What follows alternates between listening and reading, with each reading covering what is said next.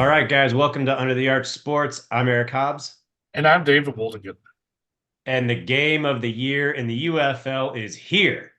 Battlehawks against the Stallions in Birmingham, and we're here to preview it for you guys. But first, please, guys, go ahead and subscribe to our YouTube channel and also find us on Facebook, on Instagram, and on X. And hey, why don't you go ahead and leave us a prediction for this game in the comments?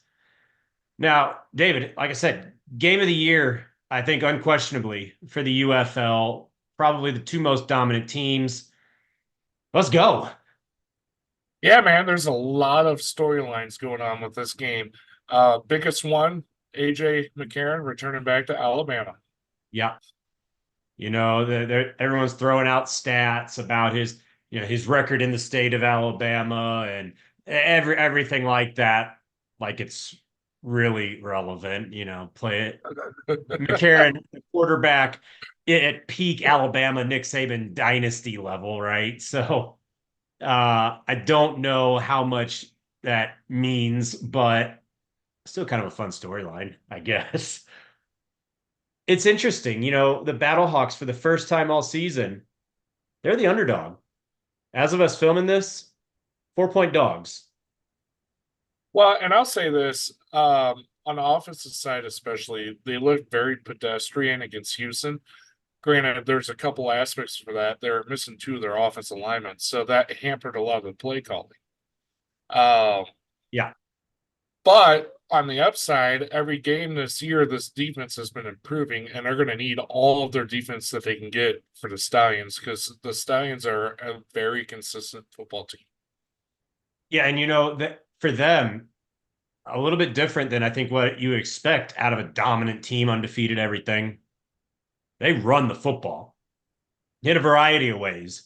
And, it kind of goes back to the quarterback, Martinez. Yeah. Dual threat, just great play designs. The line is consistent, not a lot of penalties.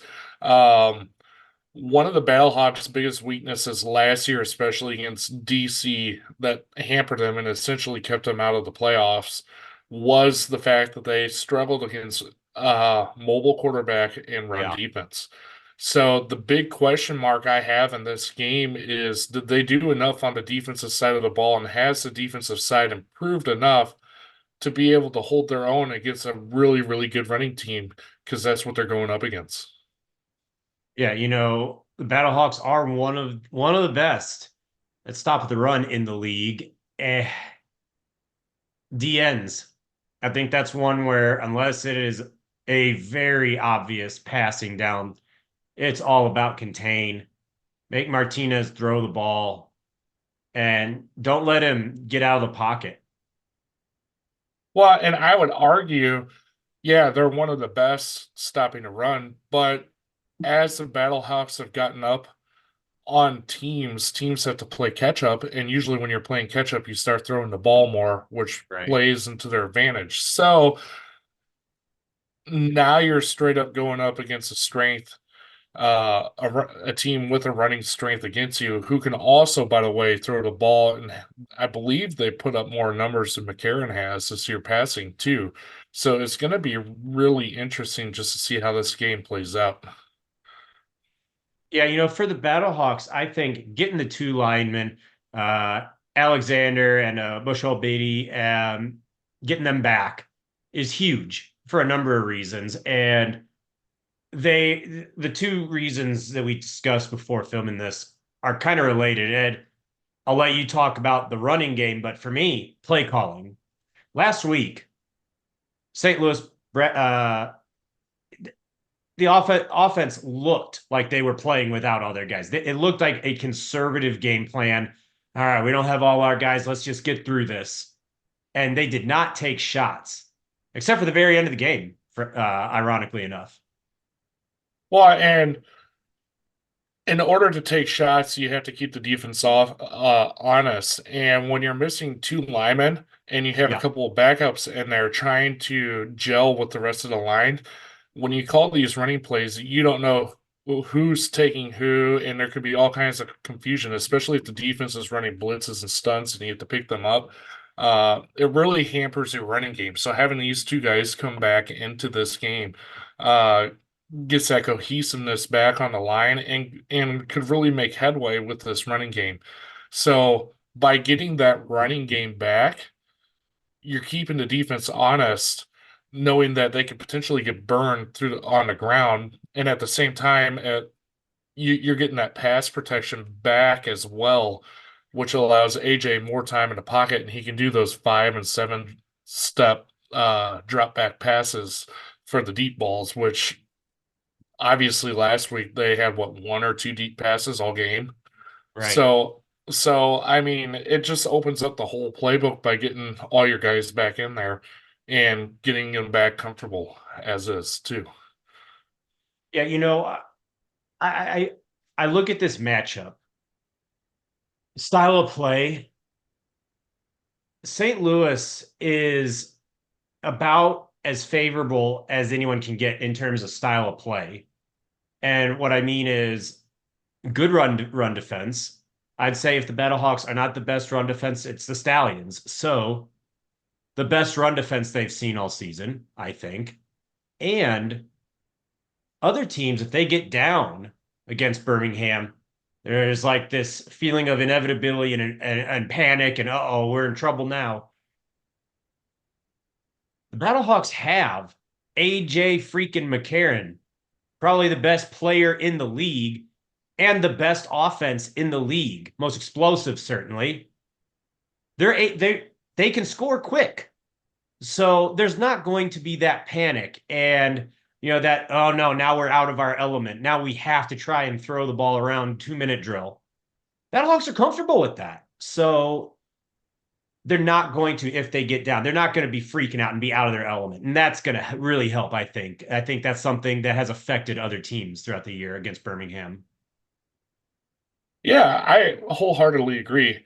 Probably my biggest question on the offensive side of the ball is, will Brad allow them to play the game that they're capable of playing, or will Yeah. his play calling hold the team back? Because there were times where you're questioning, why is he calling on a 4th and 1 like a jet sweep type run instead of just going north and south?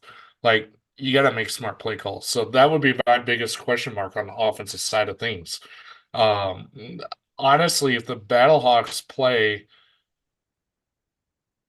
good fundamental football and they don't just beat themselves with like poor turnovers, poor penalties, they have a shot at easily taking control of this game.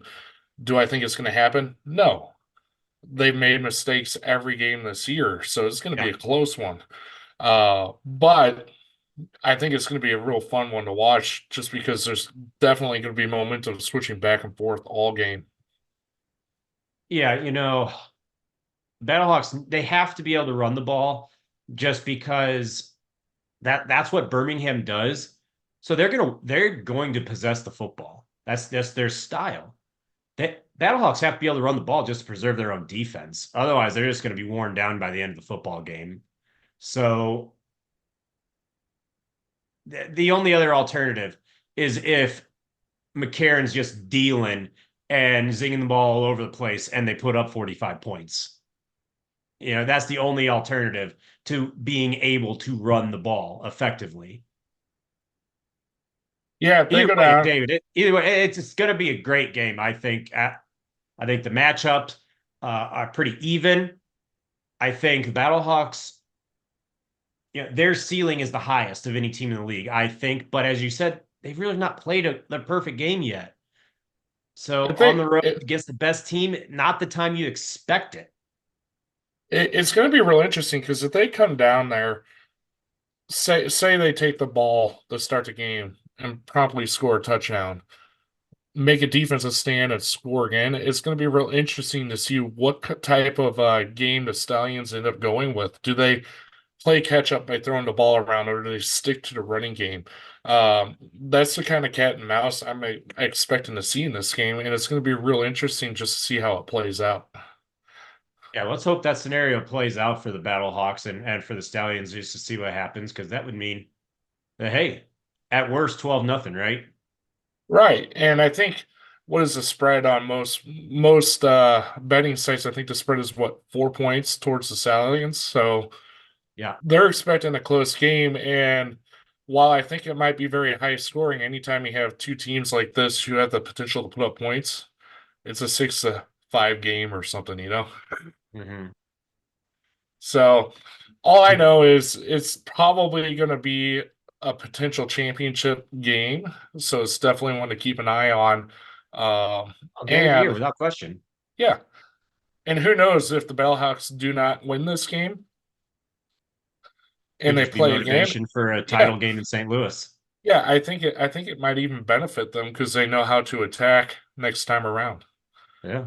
We'll see. So we'll see. But in the meantime, just enjoy the ride. It's spring football, people.